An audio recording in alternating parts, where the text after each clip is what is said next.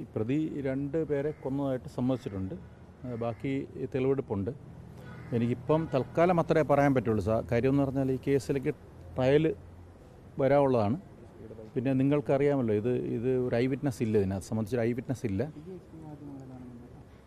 I witness നിലവിലില്ല. പിന്നെ നമുക്ക് ഇതിനകത്ത് വളരെയധികം എവിഡൻസ് എടുക്കാനുണ്ട്, സയൻറ്റിഫിക് എവിഡൻസ് വളരെ എടുക്കാനുണ്ട്. മാത്രമല്ല, നമ്മുടെ പ്രതിയെ കസ്റ്റഡിയിൽ കിട്ടിയിട്ട് ഏതാനും മണിക്കൂറുകൾ മാത്രമേ ആയിട്ടുള്ളൂ. നാളെ 11 മണിയോടെ കോടതിയിൽ നമ്മൾ റിമാൻഡ് റിപ്പോർട്ട് സഹിതം ഹാജരാക്കണം. കോടതി ഹാജരാക്കിയ ശേഷം വീണ്ടും കസ്റ്റഡിയിൽ എടുക്കുന്നതാണ്. അപ്പം ഈ പറയുന്ന വെർഷൻ 100% നമ്മൾ വിശ്വസിക്കുന്നില്ല. അപ്പോൾ അതുകൊണ്ട് തന്നെ വീണ്ടും രാത്രി ഇൻട്രോഗേഷൻ കണ്ടിന്യൂ ചെയ്യും. നാളെയും ഇൻട്രോഗേഷൻ കണ്ടിന്യൂ ചെയ്യും, കസ്റ്റഡിയിലെടുത്തും ഇൻട്രോഗേഷൻ കണ്ടിന്യൂ ചെയ്യും.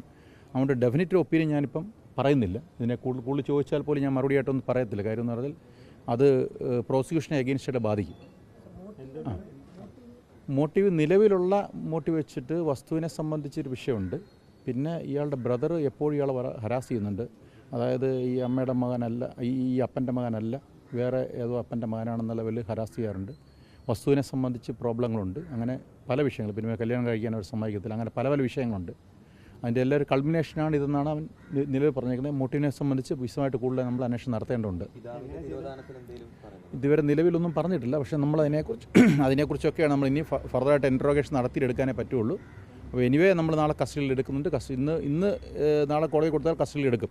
കസ്റ്റഡി എടുത്ത് അതിനെക്കുറിച്ചെല്ലാം വിശദമായിട്ട് എന്തൊക്കെ പരാതികൾ പിന്നെ ഇതിനകത്ത് കംപ്ലൈൻറ്റ് പറയുന്നുണ്ടോ ആ ആംഗിളെല്ലാം വിശദമായിട്ട് അന്വേഷണം നടത്തുന്നുണ്ട്. എങ്ങനെയാണ് കൊലപാതകം നടത്തിയതെന്ന് പറയുന്നത്?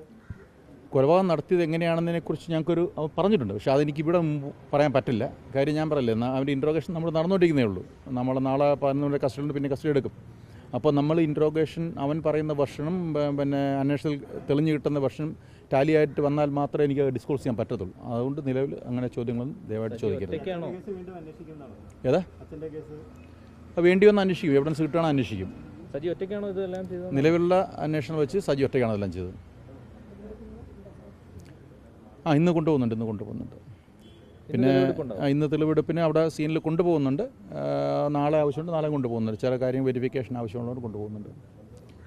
പിന്നെ കൂടുതൽ ഒരു കാര്യം കൂടെ നിങ്ങൾ പറയാനുള്ളത്, കൂടുതൽ നിങ്ങൾ പോലീസായിട്ട് സഹകരിക്കണം. കാര്യം ഞങ്ങളെ സംബന്ധിച്ച് ഐ വിറ്റ്നസ് ഇല്ല ഈ കേസിന്, നിങ്ങൾക്കെല്ലാം അറിയാം.